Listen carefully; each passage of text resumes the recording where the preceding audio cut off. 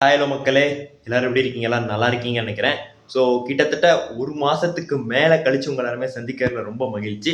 So இந்த ஒரு வீடியோல நம்ம சூர்யா அண்ணாவோட இப்ப ரிலீஸ் ஆன விஸ்வநாதன் அண்ட் சன்ஸ் அந்த ஒரு திரைப்படத்தோடைய முதல் 3 நாட்கள்ல எந்த மாதிரிக்கான கலெக்ஷன் பண்ணியிருக்கு அதை பத்தியும், அதே மாதிரிக்கு இந்த திரைப்படத்தோட ரிவ்யூ பத்தி தான் பார்க்க போறோம். நான் ரிவ்யூவே ரொம்ப லேட்டா தான் வந்து பேசுறேன். ஏன்னா நான் படம் பார்க்க போறதே ரொம்ப லேட்டா தான். பட் நான் சூர்யா ஃபேன்ஸ் ஆகிய நீங்க எல்லாருமே வேகமா போய் படம் பார்த்துருப்பீங்க. நான் ஒரு தடவை தான் பார்த்துருக்கேன். பட் நான் இந்த டயத்துக்குள்ள நீங்க 3-4 தடவை கூட பார்த்துருப்பீங்க.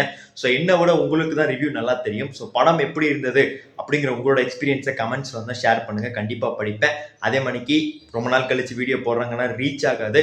ஸோ கொஞ்சம் லைக் பண்ணி ஷேர் பண்ணி எல்லாம் சப்போர்ட்டும் பண்ணீங்கன்னா ரொம்ப நல்லா இருக்கும்ப்பா.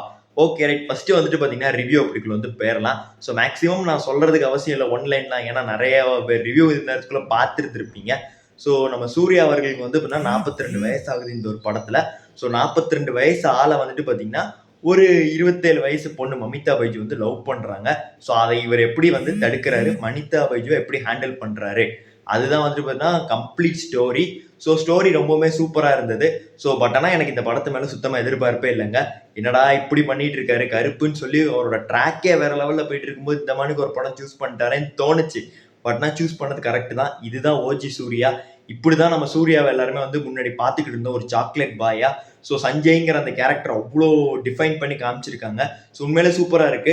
பட் ஆனால் படத்தை ஆரம்பிக்கும் போது ஒரு 15 நிமிஷம் ரொம்ப தெலுங்கு சாயல் இருக்கனால படம் பிடிக்காது. அதுக்கடுத்து ஸ்டோரிக்குள்ள வர வர ஸோ நம்ம சூர்யா அவர்கள் ஆக்டிங் ஆகட்டும், மமிதா பைஜு ஆக்டிங் ஆகட்டும், ஸோ எல்லாமே வேற லெவல். அவங்களோட கெமிஸ்ட்ரி எல்லாமே ரொம்ப கியூட்டா இருக்கு. ஒரு குழந்தைலாம் வரும் படத்துல. உண்மையிலே ரொம்பவுமே நல்ல இது டியூடு படத்தெல்லாம் நமக்குள்ள வந்துட்டுனா கொண்டு வந்துட்டு போயிடும் அந்த குழந்தை.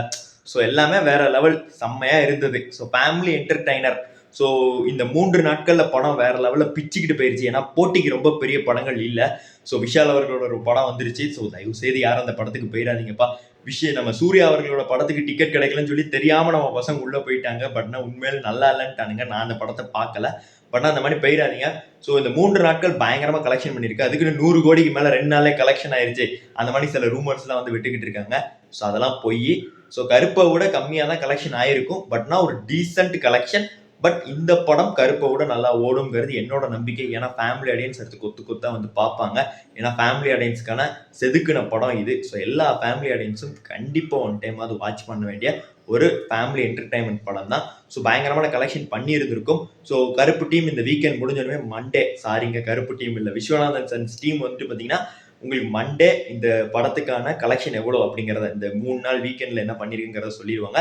மேக்ஸிமம் 75 crores கிட்ட இருக்கிறதுக்கான வாய்ப்புகள் இருக்கு. என்னோட ப்ரிடிக்ஷன். உங்களோட ப்ரிடிக்ஷன் என்னங்கிறத கமெண்ட்ஸில் பதிவு பண்ணிடுங்க.